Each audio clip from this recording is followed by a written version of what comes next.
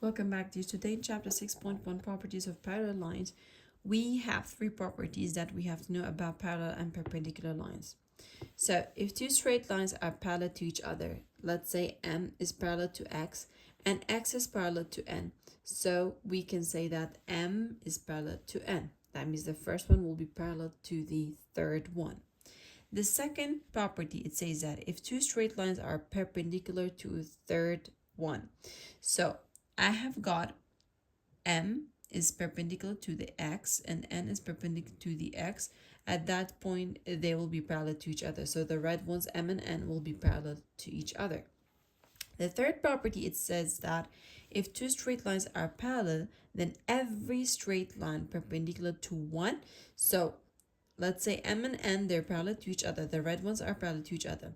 Then any line that comes, okay, any straight line that comes that's perpendicular to one of them, it will be perpendicular to the other one also. So X is perpendicular to M, it's going to be perpendicular to the N also. Okay, so these are all proofs that you are showing how we get those lines that are parallel to each other or perpendicular to each other. You're going to prove it here. So here we have got this one here, the distance from a point to a straight line. So whenever I have, let's say that's point M, the distance from it to a straight line to H, it's the shortest distance, okay? So MH, it's the shortest, let's say, segment, okay?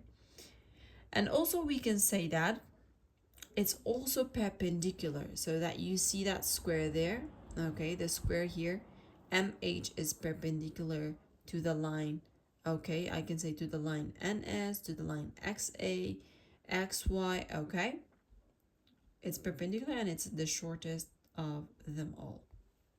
Okay, now to answer those two questions, we have to follow some steps. The first step is that we have to read the question carefully. So it says use the figure of the rectangle at the right side. Find the distance from point D to the straight line BC. When it says point D, I'm going to go to letter D and I will circle it. That's the first step after reading, of course. The second step is that I have to go to line BC. That's B, that's C. I have to draw a straight line from B to C. Okay? Now it says, again, I read the question, find the distance from the point D, to that line. So this part here that we have that I'm highlighting it, okay, shading it, this is going to be how much it's going to measure 30 millimeter. Let's do the other one. Ready? Let's do it. Focus, please. I have point B, so let's change the color. Okay. So here for point B to CH, so that's B, CH, that's C, that's H. I will draw a straight line from C to H. I don't care about this line here. I don't care about the other line. I care about the line that's perpendicular. That's there, the square.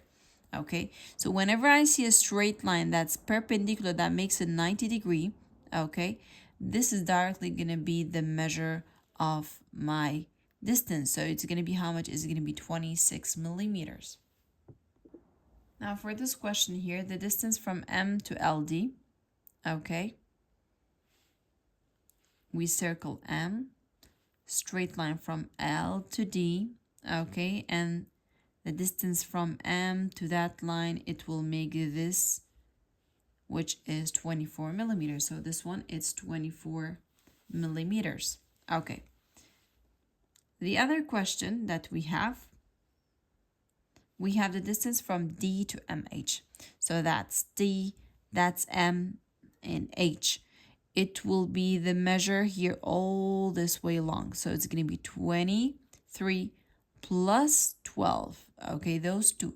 When I add them up, I get how much? I get 34. Okay. The distance from S to MD, S, that's S. MD, again, as you can see, it's perpendicular, so it's how much? It's 19 millimeters.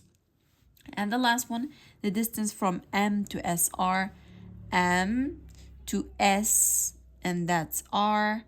Okay, it's the line that's perpendicular to it, which is how much? Which is exactly 31 millimeters.